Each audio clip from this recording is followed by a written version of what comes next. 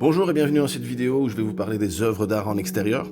Donc ça sera chaque fois, c'est un top 100, donc il y aura chaque fois une vidéo avec 10 œuvres d'art, donc au total il y aura 10 vidéos. Ça permet justement de voir dans les pays où vous allez traverser, où vous allez voyager, qu'en fait on n'est pas obligé de passer son temps dans les musées, mais qu'on peut justement en se baladant, en profitant de l'air extérieur, qu'on peut profiter d'œuvres artistiques, de chefs-d'œuvre faites par des artistes justement qui seront en extérieur et qu'on peut visiter facilement. Donc on va commencer avec cette première liste de 10, et dans cette liste de 10, j'ai commencé par le numéro 1 qui est un très connu, qui est le Parc Güell en Espagne. Il a été conçu par l'architecte catalan de renom Antonio Gaudí. Ce parc emblématique de Barcelone est un véritable plaisir pour les yeux. Gaudí s'est efforcé de conserver un relief naturel et en laissant libre cours à son imagination, a produit une œuvre originale tout en courbe qui s'intègre à merveille à la nature. Un passage évoque des racines d'arbres, des colonnes ressemblent à des stalagmites et le long banc fait penser à un serpent qui ondule. Un vrai chef-d'œuvre épatant. En deux, je vais vous parler de la Piazza del Signora en Italie. Au pied du splendide Palazzo Vecchio se trouve cette magnifique place florentine. Ornée de la fontaine de Neptune, de la statue équestre du duc de Florence et d'une réplique en marbre de David, cette place est un véritable musée à ciel ouvert. Suivant, numéro 3, vous avez l'East Side Gallery en Allemagne. En 1989, le mur de Berlin s'est transformé en une énorme canevas pour accueillir d'innombrables artistes.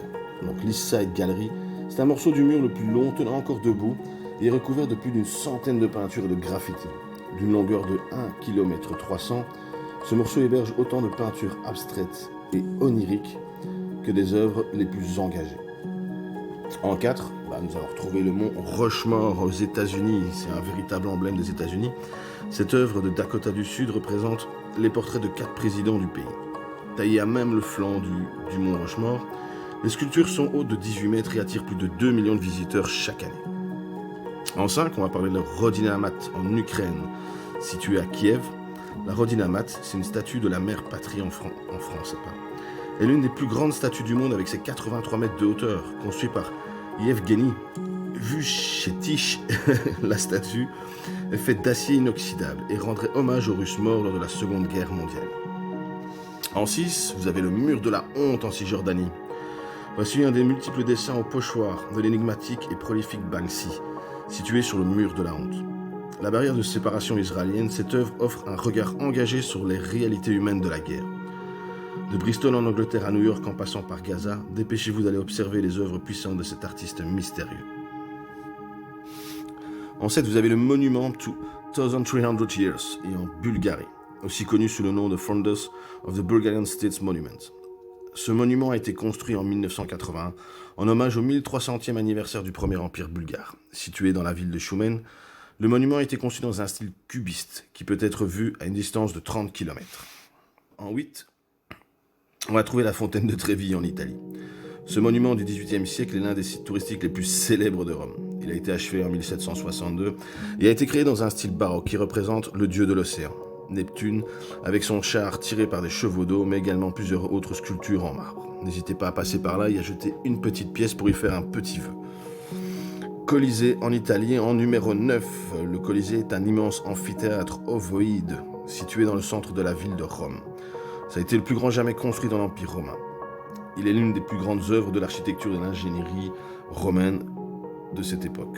Sa construction a commencé dans les années 70-72 après Jésus-Christ et s'est achevée dans les années 80.